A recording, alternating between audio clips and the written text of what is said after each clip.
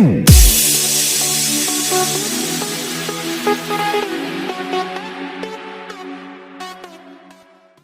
Guys, आप देख रहे हैं कॉन्सेप्ट कलेक्शन विद सूरज और मेरा नाम भी सूरज है। तो आज से हम बेसिक इंग्लिश की क्लासेस स्टार्ट करने वाले हैं। ये हमारा इंट्रोडक्शन पार्ट है। इसमें मैं आपको कुछ टिप्स एंड टॉपिक्स बताऊंगा जिसके थ्रू आप अपनी इंग्लिश को बहुत ही अच्छा इंप्रूव कर सकते हैं। तो आइए स्टार्ट करते हैं। तो सबसे पहला जो हमारा टॉपिक है वो है टेंस, जिसको कहते हैं काल। Past tense, present tense, future tense, ये सारे टेंस के ही पार्ट हैं। ये हमारी इंग्लिश का 60% कवर करता है।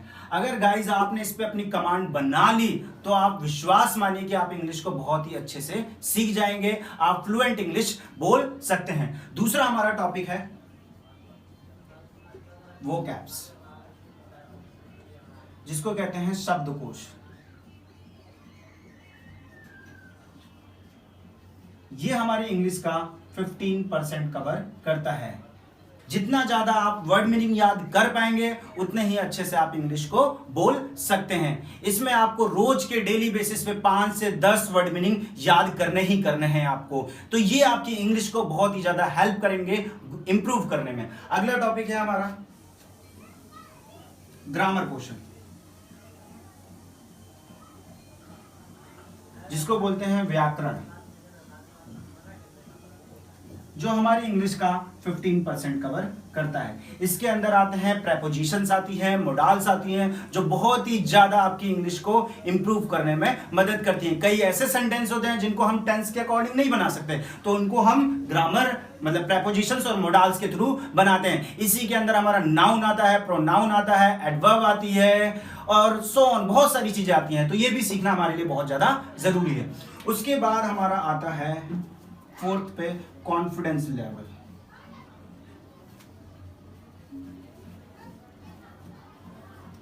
कॉन्फिडेंस लेवल ये हमारा 10% कवर करता है। आपका कॉन्फिडेंस लेवल तभी बिल्ड होगा जब आप किसी के सामने इंग्लिश बोलोगे। भले ही आप 2 सेंटेंस बोलिए, चाहे वो टूटी फूटी इंग्लिश में ही हो, अपने पेरेंट्स के साथ बोलिए, अपने भाई बहनों के साथ बोलिए, अपने दोस्तों के साथ बोलिए, किसी के भी साथ आप 2 से 4 वर्ड्स रोज इंग्लिश के बोलिए। धीरे धीरे ये आपकी इंग्लिश को बहुत ही ज्यादा इंप्रूव कर देगा और आपके अंदर ऐसा कॉन्फिडेंस लेवल बिल्ड कर देगा जिसके थ्रू आप किसी के भी सामने इंग्लिश बोल सकते हैं।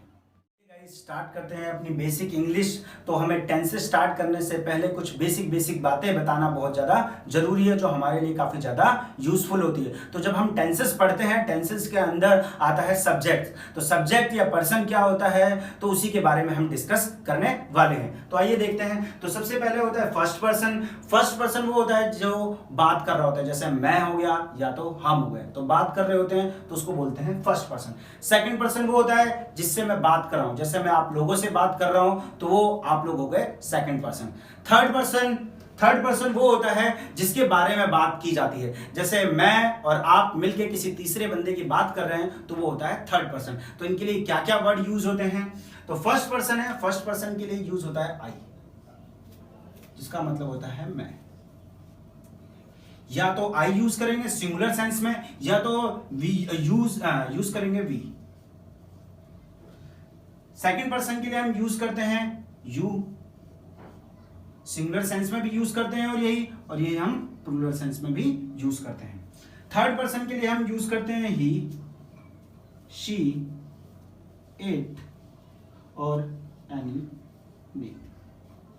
सिंगुलर सेंस में हम इन तीनों का प्रयोग करते हैं और प्लूरल सेंस में हम प्रयोग करते हैं देखा।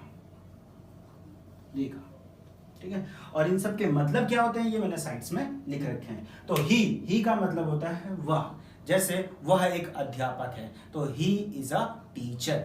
या ही का मतलब उसके भी होता है, जैसे उसके पास मेरा पेन है तो he has my pen. She का मतलब होता है वह, ये लड़की के सेंस में यूज होता है। और यू का मतलब होता है तुम लोग, तुम सब, या तो इसका मतलब आप या आप लोग या आप सब भी हो सकता है।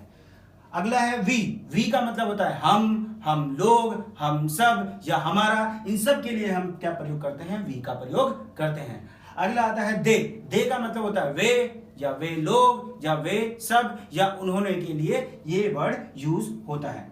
अगला आता है इट। इट का मतलब होता है या, जैसे यह मेरा पेन है तो इट इज माई पेन। ये इट जो है ये ज्यादातर निर्जीव वस्तुओं के लिए यूज। एक और बेसिक कॉन्सेप्ट देखते हैं जिसको कहते हैं हु फैमिली या WHO फैमिली। ये 9 वर्ड्स होते हैं जो हमारे क्वेश्चंस फ्रेम करने में बहुत ही ज्यादा यूजफुल होते हैं। तो कौन कौन से होते हैं? तो सबसे पहला है व्हाट। व्हाट का मतलब होता है क्या।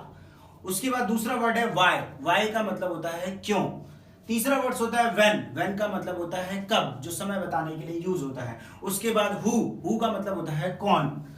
अगला वर्ड है वेयर। वेयर का मतलब होता है कहां। अगला है विच। विच का मतलब होता है कौन सा, ये कौन सी किताब पसंद है या कौन सा पेन पसंद है, तो उसके लिए विच का प्रयोग होता है। हुज। हुज का मतलब होता है किसका। अगला है whom या किसको, ये प्लूरल या सिंगुलर सेंस में यूज किया जाता है, ये प्लूरल सेंस में यूज किया जाता है। अगला वर्ड है हाउ। हाउ का मतलब होता है कैसे।